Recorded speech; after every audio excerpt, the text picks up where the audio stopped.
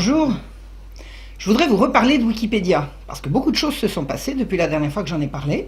Je suis redevenue historienne, et puis de nouveau, je ne suis plus historienne. Savez-vous ce que je suis ? Je ne suis pas non plus écrivain, parce que j'écris des livres, mais je ne suis pas écrivain. Je ne suis pas non plus conférencière. Je fais des dizaines et des dizaines de conférences, mais je ne suis pas conférencière. Je suis romancière, intéressant, c'est-à-dire pas historienne, puisque quelqu'un qui écrit des romans ne fait pas de l'histoire. Donc ça, on trouve que ça mérite d'être dit. Et je suis surtout essayiste. Me voilà redevenu essayiste. Alors qu'est-ce que c'est qu'un essayiste ? Moi je connais la définition du dictionnaire, c'est à ça que je me réfère. Je trouve que la précision du dictionnaire est quelque chose de très précieux. Le mot essayiste vient de l'anglais essayiste, auteur d'essais littéraires. Voilà, un essayiste, c'est quelqu'un qui fait des essais. Alors trouvons la définition d'essai. En parlant d'une œuvre littéraire, c'est un ouvrage dont le sujet, sans viser à l'exhaustivité, est traité par approches successives et généralement selon des méthodes ou des points de vue mis à l'épreuve à cette occasion. Ah ben voilà, me voilà essayiste. Alors, que dit ma fiche Wikipédia ? Je suis romancière et essayiste spécialiste du XVIIIe siècle. Ah ça c'est formidable. Essayiste spécialiste du XVIIIe siècle, ça veut dire quoi ? Ça veut dire que j'ai fait des études d'essai et que je suis diplômée en essai, puisque je suis essayiste spécialiste du XVIIIe siècle. Vous avez compris, il y a des gens qui ne veulent pas que je sois reconnue comme historienne. Pourquoi ? Ça, je n'entre pas dans l'inconscient des gens. Je vais me contenter de me référer à ce qu'ils disent, ou plus précisément ce qu'ils en écrivent. Alors j'ai fait ce que je n'avais pas fait la fois précédente, quand je vous en ai parlé.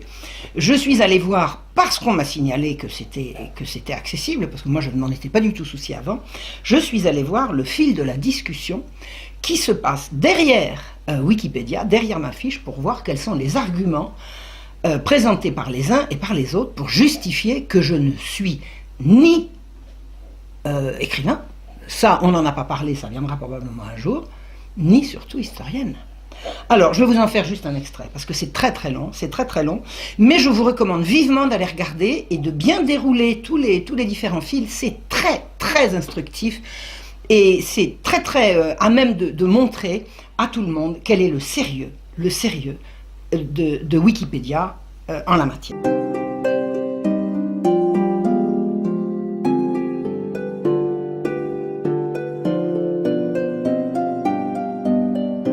Un certain monsieur qui signe Éric Desaigne, alors je ne sais pas s'il s'appelle vraiment comme ça, c'est le nom qu'il donne, dit à propos du titre d'historienne qu'on peut ou non m'accoler. Le sujet a déjà été évoqué, mais le mot historienne ne me semble vraiment pas justifié. C'est-à-dire que voilà, ça lui semble. On va faire de l'encyclopédie avec des ne me semble pas justifiés. Tout au plus pourrait-on la qualifier d'historienne controversée. Controversée par qui, au fait ? À part par Wikipédia. Nous verrons. Donc, je suis bien historienne, puisqu'il dit historienne controversée. Ben non, ça ne va pas passer. Écoutez la suite. Mais une étude approfondie de la personne révèle clairement que son travail, contrairement à ce qu'elle affirme, n'est pas mené de manière scientifique et rigoureuse. Il peut donner un exemple de ça ? Je veux dire, à quel moment est-ce que j'ai dit que j'ai fait un travail rigoureux et où lui peut prouver que ça n'est pas le cas ? Ceci est un jugement péremptoire et diffamatoire. Dire de quelqu'un qui ne fait pas un travail rigoureux, c'est le diffamer, sauf à prouver le contraire. Et il dit, en le sens où son avis sur les questions qu'elle aborde, notamment concernant les Lumières et Voltaire, semble déjà tranché et bien arrêté avant même que le travail de recherche soit entamé. Qu'est-ce qu'il en sait, Éric Desaigne, de mon état d'esprit au moment où j'ai commencé mes recherches ? Qui lui a dit que j'avais des opinions déjà tranchées avant de commencer ? Comment sait-il ça ? Ça s'appelle comment ça ? De la diffamation. De la diffamation. Je reprends. En résultant des travaux uniquement à charge. Ah bon ? Mes travaux sont uniquement à charge. Alors un exemple, monsieur Desaigne. Donnez un exemple où ce que je raconte est uniquement à charge. Il explique, citation sortie de leur contexte, exemple. Lecture en creux souvent fantaisiste, exemple. Teintée de partialité religieuse et politique. Moi, je fais des recherches teintées de partialité religieuse ou politique. Des exemples, monsieur Desaigne. Quand on affirme des choses comme ça, aussi graves, on les étaye par des exemples précis. C'est ce que ferait d'ailleurs un historien digne de ce nom, qui s'en prendrait au sérieux de mon travail d'historienne. Donc ce que vous faites là, c'est que vous mettez en cause le sérieux de mon travail d'historienne en faisant un travail de diffamation, uniquement de diffamation. La suite. Ces sources, quant à elles, ne sont souvent rien de plus que d'autres articles ou travaux à charge. Des exemples, monsieur de Seigne. Quels sont les travaux qui ne sont que des recensions d'autres articles ou de travaux à charge? Je n'ai jamais été en archive, moi. Moi, je n'ai jamais été en archive. Il continue, sur lesquels elle s'appuie pour corroborer des assertions qu'aucune source historique ne permet de définir comme autre chose que des inventions ou au mieux des interprétations tout à fait personnelles et partiales des événements traités. Prouvez ce que vous avancez, monsieur de Seigne. Ceci est une attaque diffamatoire contre moi. Il est intéressant, dit-il, également de se pencher sur ses interventions dans les commentaires de ses articles consultables en bas des pages. Elle y tient notamment, tenez-vous bien, des positions souvent admises comme relevant des théories du complot. Souvent admises par qui? Et en quoi est-ce que faire des assertions relevant de ce que vous appelez des théories du complot fait que ce n'est pas vrai? Je vais vous expliquer ce que c'est que les tenants d'une théorie du complot. Je vais prendre par exemple les événements du 11 septembre. Personnellement, je ne vois que deux hypothèses. Soit ces attentats sont le fait d'un complot, c'est-à-dire le résultat du travail fait discrètement, secrètement par des gens qui se sont accordés pour le faire, ce qui est le principe du complot, c'est-à-dire que soit les événements du 11 septembre sont le fruit d'un complot, soit il s'agit d'un accident islamiste de la circulation aérienne. C'est l'un ou c'est l'autre. Personnellement, je penche pour le complot. Ça vous dérange ? Vous pensez-vous que c'est un accident islamique de la circulation aérienne, monsieur Dessaigne? Je ne sais pas exactement comment vous vous appelez, on ne trouve pas votre nom ailleurs. Peut-être pourrez-vous vous dévoiler. Je parle, théorie du complot, sur l'existence de réseaux politiques satanico-pédophiles. Et alors, monsieur Dessaigne, ça n'existe pas, les réseaux sataniques pédophiles? Vous êtes là pour dire que ça n'existe pas et que de prétendre que ça existe, ça relève d'une théorie du complot dont vous assurez que c'est pas sérieux? Qu'est-ce que vous avez comme source, monsieur Dessaigne, pour appuyer ces dires? Je continue. Domination supposée d'une élite juive qui, bien sûr, possède toutes les richesses et cherche à faire main basse sur la France. Moi, j'ai tenu des propos contre les juifs. Alors là, c'est extrêmement grave, parce que là, vous mentez, monsieur Dessaigne. C'est au-delà de la diffamation, là. C'est de la calomnie. C'est très grave, ce que vous dites. Quelqu'un peut-il, à partir de cette vidéo, aller chercher où et quand j'ai tenu des propos contre les juifs? À quel moment? Je vais profiter de la présente et je demanderai à ces messieurs qui sont venus m'interviewer de mettre les couvertures des deux livres sur lesquels je me suis ouvertement expliqué sur ce que je pense et ce que j'ai partagé avec des juifs.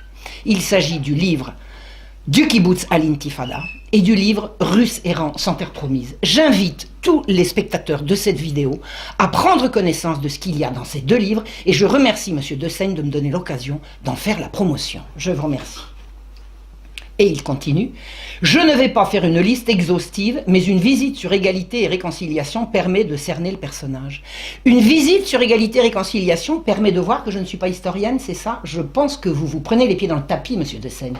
Parce que tous les gens qui savent que je suis historienne le savent parce qu'ils regardent égalité et réconciliation. Il faudrait être un peu plus sérieux dans vos assertions. Et il dit qu'il publie sur un titre d'extrême droite. Mais attendez, c'est vous qui dites que égalité et réconciliation c'est l'extrême droite. Moi je ne pense pas du tout de la même manière. Je viens de l'extrême gauche, ça je le revendique. Je ne suis pas passé de l'extrême gauche à l'extrême droite, je suis passé de l'extrême gauche, c'est vrai, à la défense de la France. Ni à droite, ni à gauche. Mon pays, ne vous en déplaise.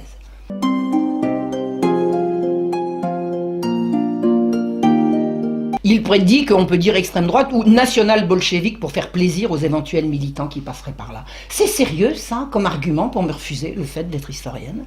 C'est ça, le sérieux de Wikipédia? C'est quand même consternant. Et un site qui défend les théories du complot. Et alors? Vous préférez la version de l'accident islamique de la circulation aérienne, c'est ça? D'abord, théorie du complot, c'est un mot tout fait. Il y a des choses qui sont l'objet du hasard ou d'un complot. Je ne pense pas que les tours du 11 septembre soient tombés par l'effet du hasard. Alors, des théories du complot, pour certaines antisémites. Alors là, il va falloir, je reviens à la charge, trouver, monsieur, et c'est très grave ce que vous dites, à quel moment, dans ma vie, j'ai écrit ou tenu des propos antisémites. Cherchez bien. Il y a plusieurs vidéos où je parle de mon expérience en Israël et avec les Juifs. Cherchez bien, écoutez-les, et j'invite les gens qui regardent cette vidéo à aller vérifier, les liens seront mis. Et il dit, dont le travail partial est avant tout guidé par des considérations religieuses ou politiques. C'est à vous de dire ce qui me guide. C'est là-dessus qu'on me juge pour savoir si je suis historienne ou pas. Et qui présente ces romans historiques comme des travaux scientifiques. Mes romans historiques. J'ai écrit un roman historique que j'ai présenté comme un roman historique. Par contre, le sujet du roman en question, à savoir Damien, a fait l'objet effectivement d'un travail historique sérieux. Et ne vous inquiétez pas, il va ressortir. Oui, ce qui n'a pas pu être fait va être fait, le travail est fait, il sera republié. En son temps, j'ai beaucoup de travail, mais ça viendra. Si Dieu me prête vie, ça c'est pas une considération politique ni religieuse, c'est une façon de parler. Et il dit... Je sais qu'il n'existe théoriquement aucune qualification historienne officielle d'historien. Ah bah c'est mieux quand c'est vous qui le dites. Ça c'est bien vrai, monsieur. Il dit seulement le terme sous-entend aux yeux du grand public une certaine image de rigueur et de neutralité. Alors le grand public c'est vous, c'est ça. Et vous, ce que vous êtes en train de nous dire, c'est que ce que le terme sous-entend pour vous justifie que vous me refusiez que je suis historienne. Mais vous faites quoi au fait vous dans la vie, on peut savoir? Alors... de rigueur et de neutralité. La neutralité. Vous êtes neutre là, c'est ça, c'est ça. Là, vous êtes neutre. Là, vous vous attaquez à ma réputation, parce que Wikipédia, c'est très regardé. Vous vous attaquez à ma réputation avec neutralité, c'est ça. Ça doit être ça. Et il dit, j'ajouterai en outre qu'elle n'est pas reconnue par ses pairs et n'enseigne dans aucune université. Alors, j'ai été reconnue par mes pairs au niveau de mon diplôme, et si je n'enseigne dans aucune université, c'est parce que je ne suis pas enseignante, monsieur Dessaigne. Je n'ai pas choisi d'enseigner, j'ai choisi de communiquer par l'écriture et les conférences. Donc, il est normal que je ne sois pas enseignante à l'université. Et vous voulez que je vous dise, si j'étais enseignante à l'université, je n'aurais pas le temps de faire tout ce que je fais. J'ai donc fait un choix avec mon diplôme, au lieu de rester à l'université, d'aller au-devant du public par des livres et par des conférences. Vous avez un problème avec ça? Ça vous dérange?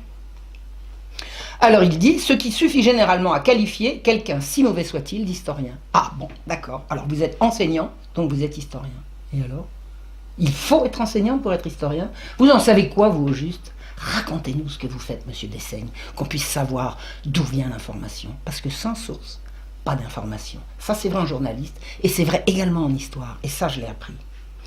Il dit, enfin, je souhaite dire que mon intervention n'est nullement dirigée contre sa personne. Ah ben non, c'est dirigé contre qui alors? Et c'est dirigé contre quoi?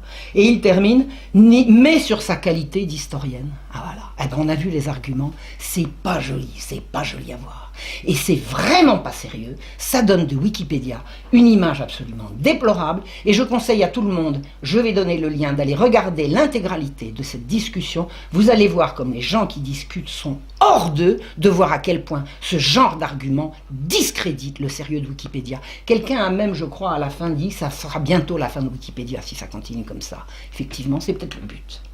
Et il termine en disant « Son œuvre de romancière n'est nullement ici visée. Monsieur, on ne fait pas une œuvre avec un titre. Je n'ai pas une œuvre de romancière avec un roman. Je fais, vous dites que je suis romancière. Moi, je prétends que je suis écrivain, ce qui n'est marqué nulle part sur l'affiche, et historienne, ce qui est le sujet des ouvrages sur lesquels je communique avec le public. Donc, avec un roman, je n'ai pas une œuvre de romancière. »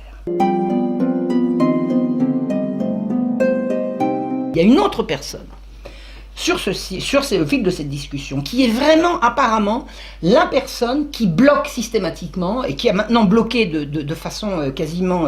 je veux dire, il n'y aura quasiment pas moyen de revenir en arrière. Je veux dire, c'est bloqué, c'est verrouillé. Il y a une personne qui a verrouillé toute discussion, ou plutôt tout changement possible au niveau du site. Au niveau de ma fiche, il signe le Bob. Alors c'est encore quelqu'un qui courageusement se cache derrière un pseudo. Et voilà ce que dit ce Le Bob. Et vous allez voir quelles sont les sources des saloperies que raconte monsieur Dessaigne. Il dit, selon Conspiracy Watch, ces travaux relèveraient des théories du complot, bis repetita, plutôt que des travaux historiques, voire ici. Et là, il met un il met un lien, et je vous conseille d'aller regarder ce lien, vers une vidéo présentée par Conspiracy Watch, qui est un site animé par un certain Rudi Reichstadt. Conspiracy Watch, ça veut dire l'observatoire du conspirationnisme. C'est-à-dire que le conspirationnisme, imaginez que les choses sont l'objet de complots, c'est devenu un délit. Enfin, c'est pas encore un délit, mais disons que ça vous vaut l'opprobre d'un certain nombre de gens. Et ce site d'observatoire du conspirationnisme a décidé de régler son compte à Marion Sigaud. Donc ce Rudi Reichstadt, qui je crois promu par Bernard-Henri Lévy et Caroline Fourest, jusqu'à plus ample informé, si je me trompe, je veux bien qu'on me détrompe, il a publié des extraits de la première vidéo que j'ai faite chez ER. Cette première vidéo a été publiée en janvier 2012. Et j'y parlais de mes travaux de recherche qui ont donné lieu à la Marche Rouge et à mon livre sur Damien. Alors voilà comment il annonce cette vidéo, qui fait quelques minutes. D'Étienne Chouard qui salue son, entre guillemets, courage, entre parenthèses, sikh. Ça veut dire quoi, sikh? Et entre guillemets, ça veut dire quoi? Ça veut dire que parler de courage, ça peut faire rire, allons-y. Puisque Étienne Chouard a dit que j'étais courageuse, et il y a de quoi rire certainement. Alors, à Dieudonné qui l'accueille dans son théâtre, eh ben oui, les dissidents, jusqu'à présent, à Paris, ils ont le théâtre de Dieudonné, ou rien, c'est comme ça. C'est comme ça. En passant par Alain Soral, qui assure la promotion de ses écrits. Non, Alain Soral, il publie mes écrits, c'est mieux. Bien sûr, il assure la promotion de mes écrits, mais il en assure la promotion parce qu'il est mon éditeur. Qu'est-ce que je fais avec Alain Soral? Des livres. Qu'est-ce que fait Alain Soral avec moi? Il les publie, d'accord? On a le droit? Oui, il me semble. On a encore le droit, je ne sais pas pour combien de temps. Alors, la promotion de ses écrits et de ses vidéos, Marion Sigaud s'est incontestablement fait un nom dans la complosphère francophone. Voilà un grand néologisme, la complosphère.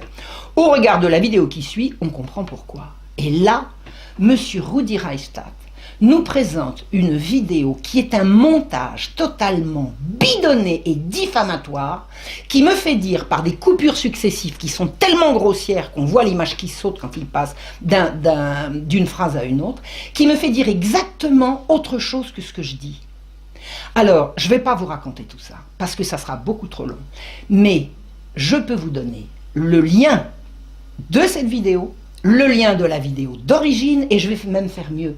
Je vais vous donner la transcription écrite de ce que M. Rudi Reichstadt a publié en faisant croire que c'est ce que je dis, et la transcription écrite de l'intégralité de ce dont il s'est servi pour me faire dire le contraire de ce que je voulais dire. C'est ce travail de montage mensonger qui sert de base à toute la discussion pour me refuser le titre d'historienne. Alors je voudrais dire quelque chose à ces messieurs. Je ne suis absolument pas sûr de pouvoir récupérer une rédaction honnête de ma fiche Wikipédia. Vous êtes les plus forts, incontestablement vous êtes les plus forts, pour l'instant.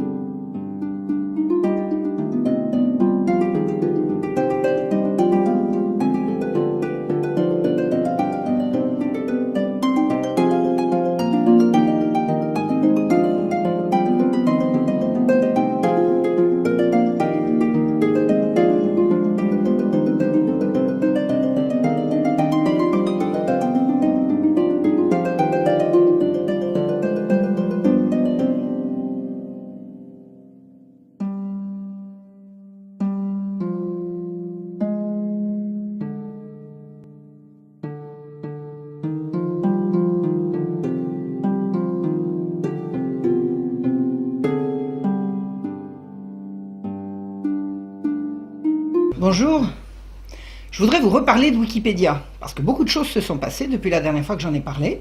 Je suis redevenue historienne, et puis de nouveau, je ne suis plus historienne. Savez-vous ce que je suis? Je ne suis pas non plus écrivain, parce que j'écris des livres, mais je ne suis pas écrivain. Je ne suis pas non plus conférencière. Je fais des dizaines et des dizaines de conférences, mais je ne suis pas conférencière. Je suis romancière, intéressant, c'est-à-dire pas historienne, puisque quelqu'un qui écrit des romans ne fait pas de l'histoire. Donc ça, on trouve que ça mérite d'être dit. Et je suis surtout essayiste. Me voilà redevenu essayiste. Alors qu'est-ce que c'est qu'un essayiste? Moi je connais la définition du dictionnaire, c'est à ça que je me réfère. Je trouve que la précision du dictionnaire est quelque chose de très précieux. Le mot essayiste vient de l'anglais essayiste, auteur d'essais littéraires. Voilà, un essayiste, c'est quelqu'un qui fait des essais. Alors trouvons la définition d'essai. En parlant d'une œuvre littéraire, c'est un ouvrage dont le sujet, sans viser à l'exhaustivité, est traité par approches successives et généralement selon des méthodes ou des points de vue mis à l'épreuve à cette occasion. Ah ben voilà, me voilà essayiste. Alors, que dit ma fiche Wikipédia? Je suis romancière et essayiste spécialiste du XVIIIe siècle. Ah ça c'est formidable. Essayiste spécialiste du XVIIIe siècle, ça veut dire quoi? Ça veut dire que j'ai fait des études d'essai et que je suis diplômée en essai, puisque je suis essayiste spécialiste du XVIIIe siècle. Vous avez compris. Il y a des gens qui ne veulent pas que je sois reconnue comme historienne. Pourquoi? Ça, je n'entre pas dans l'inconscient des gens. Je vais me contenter de me référer à ce qu'ils disent, ou plus précisément ce qu'ils en écrivent. Alors j'ai fait ce que je n'avais pas fait la fois d'avant, la fois précédente, quand je vous en ai parlé. Je suis allé voir, parce qu'on m'a signalé que c'était accessible, parce que moi je ne m'en étais pas du tout soucié avant, je suis allé voir le fil de la discussion qui se passe derrière Wikipédia, derrière ma fiche, pour voir quels sont les arguments présentés par les uns et par les autres pour justifier que je ne suis ni écrivain, ça on n'en a pas parlé, ça viendra probablement un jour, ni surtout historienne. Alors je vais vous en faire juste un extrait, parce que c'est très très long, mais je vous recommande vivement d'aller regarder et de bien dérouler tous les différents fils, c'est très très instructif. Mais attendez, c'est vous qui dites que égalité et réconciliation c'est l'extrême droite. Moi je ne pense pas du tout de la même manière. Je viens de l'extrême gauche, ça je le revendique. Je ne suis pas passé de l'extrême gauche à l'extrême droite, je suis passé de l'extrême gauche, c'est vrai, à la défense de la France. Ni à droite, ni à gauche. Mon pays, ne vous en déplaise.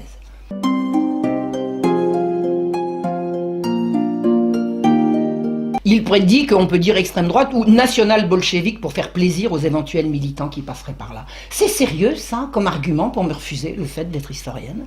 C'est ça le sérieux de Wikipédia? C'est quand même consternant. Et un site qui défend les théories du complot. Et alors? Vous préférez la version de l'accident islamique de la circulation aérienne, c'est ça? D'abord, théorie du complot, c'est un mot tout fait. Il y a des choses qui sont l'objet du hasard ou d'un complot. Je ne pense pas que les tours du 11 septembre soient tombés par l'effet du hasard. Alors, des théories du complot, pour certaines antisémites. Alors là, il va falloir, je reviens à la charge, trouver, monsieur, et c'est très grave ce que vous dites, à quel moment, dans ma vie, j'ai écrit ou tenu des propos antisémites. Cherchez bien. Il y a plusieurs vidéos, je parle de mon expérience en Israël et avec les Juifs. Cherchez bien, écoutez-les, et j'invite les gens qui regardent cette vidéo à aller vérifier, les liens seront mis. Et il dit, dont le travail partial est avant tout guidé par des considérations religieuses ou politiques. C'est à vous de dire ce qui me guide. C'est là-dessus qu'on me juge pour savoir si je suis historienne ou pas. Et qui présente ces romans historiques comme des travaux scientifiques. Mes romans historiques! J'ai écrit un roman historique que j'ai présenté comme un roman historique. Par contre, le sujet du roman en question, à savoir Damien, a fait l'objet effectivement d'un travail historique sérieux. Et ne vous inquiétez pas, il va ressortir. Oui, ce qui n'a pas pu être fait va être fait, le travail est fait, il sera republié. En son temps, j'ai beaucoup de travail, mais ça viendra. Si Dieu me prête vie, ça c'est pas une considération politique ni religieuse, c'est une façon de parler. Et il dit... Je sais qu'il n'existe théoriquement aucune qualification historienne officielle d'historien. Ah bah c'est mieux quand c'est vous qui le dites. Ça c'est bien vrai, monsieur. Il dit seulement le terme sous-entend aux yeux du grand public une certaine image de rigueur et de neutralité. Alors le grand public c'est vous, c'est ça. Et vous, ce que vous êtes en train de nous dire, c'est que ce que le terme sous-entend pour vous justifie que vous me refusiez que je suis historienne. Mais vous faites quoi au fait vous dans la vie, on peut savoir? Alors... de rigueur et de neutralité. La neutralité. Vous êtes neutre là, c'est ça. Là, vous êtes neutre. Là, vous vous attaquez à ma réputation, parce que Wikipédia, c'est très regardé. Vous vous attaquez à ma réputation avec neutralité, c'est ça. Ça doit être ça. Et il dit, j'ajouterai en outre qu'elle n'est pas reconnue par ses pairs et n'enseigne dans aucune université. Alors j'ai été reconnue par mes pairs au niveau de mon diplôme, et si je n'enseigne dans aucune université, c'est parce que je ne suis pas enseignante, monsieur Dessaigne. Je n'ai pas choisi d'enseigner, j'ai choisi de communiquer par l'écriture et les conférences. Donc il est normal que je ne sois pas enseignante à lui. Et c'est très à même de montrer à tout le monde quel est le sérieux de Wikipédia en la matière.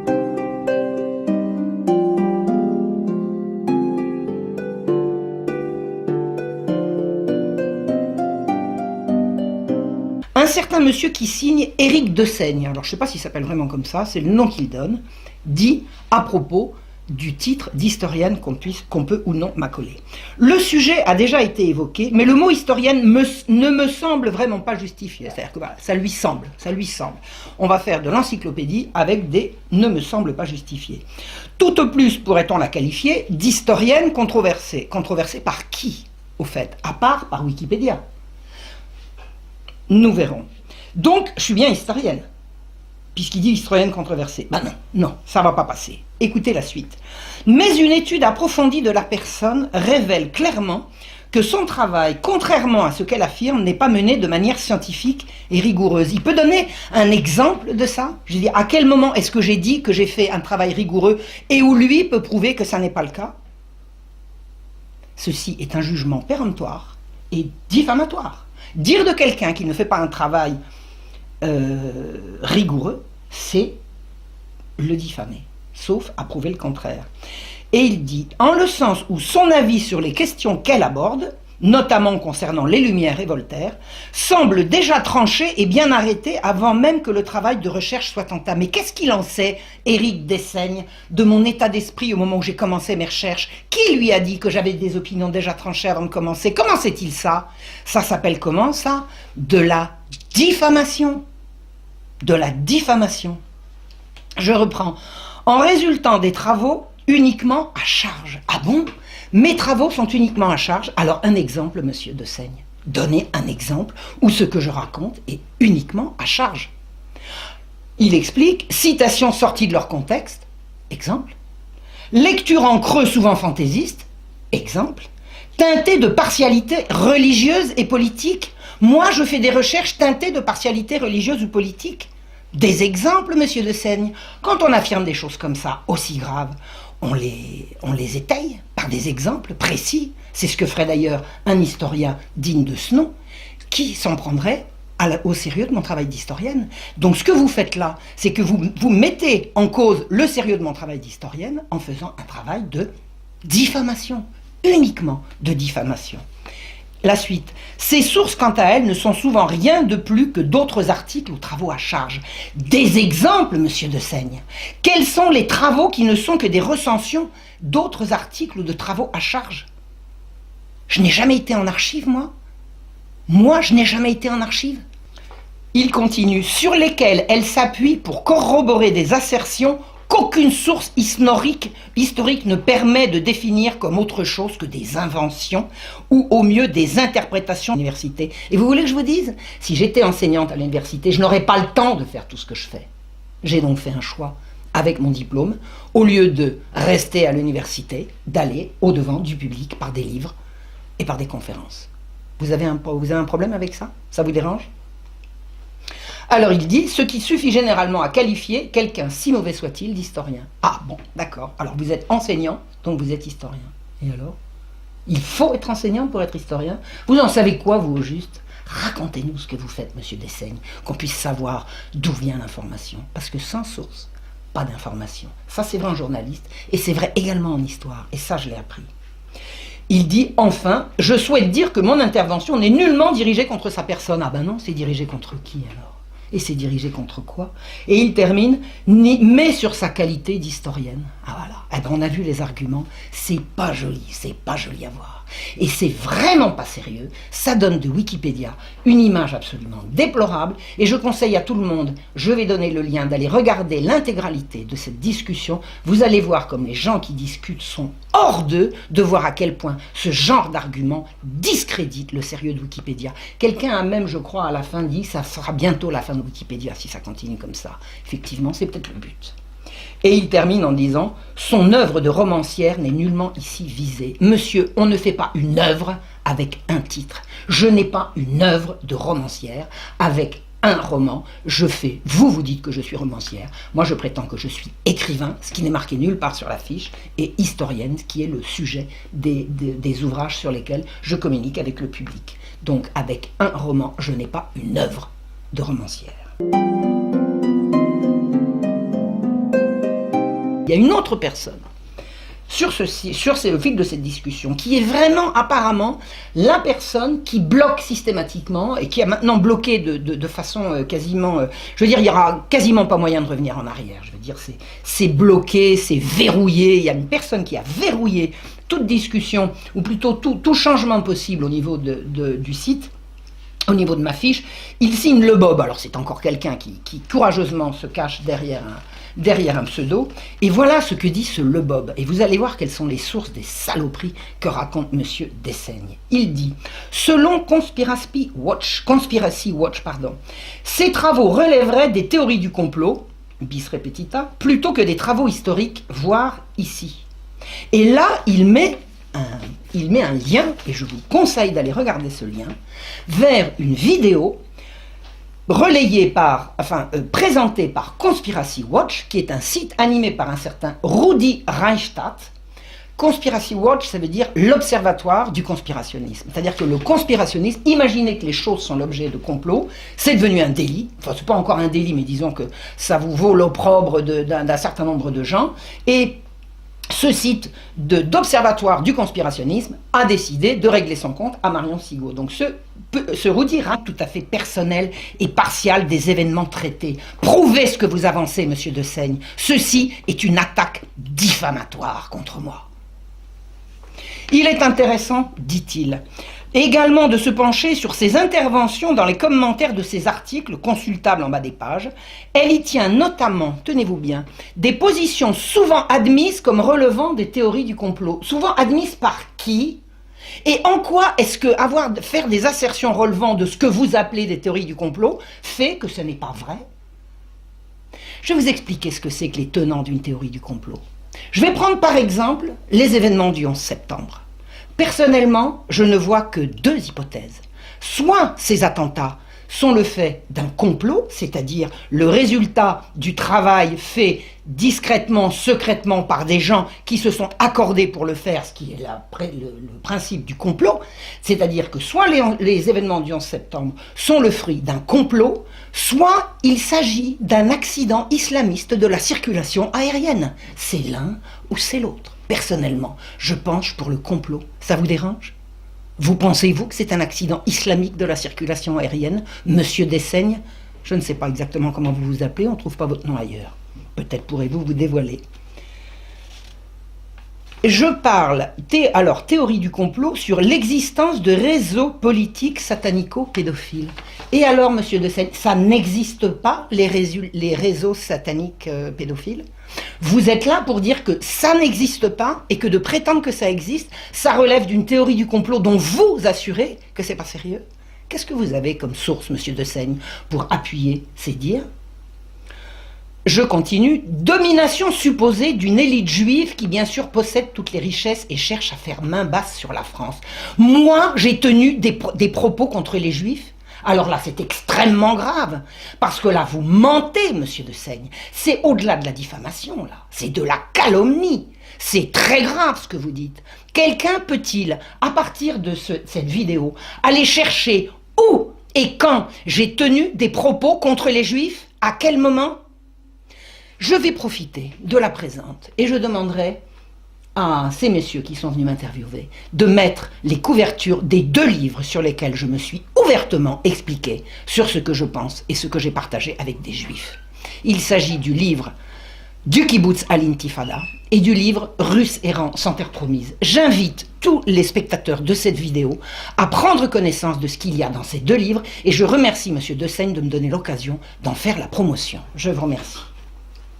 Et il continue, je ne vais pas faire une liste exhaustive, mais une visite sur égalité et réconciliation permet de cerner le personnage. Une visite sur égalité et réconciliation permet de voir que je ne suis pas historienne, c'est ça? Je pense que vous vous prenez les pieds dans le tapis, monsieur Dessaigne. Parce que tous les gens qui savent que je suis historienne le savent parce qu'ils regardent égalité et réconciliation. Il faudrait être un peu plus sérieux dans vos assertions. Et il dit qu'il publie sur un titre d'extrême droite.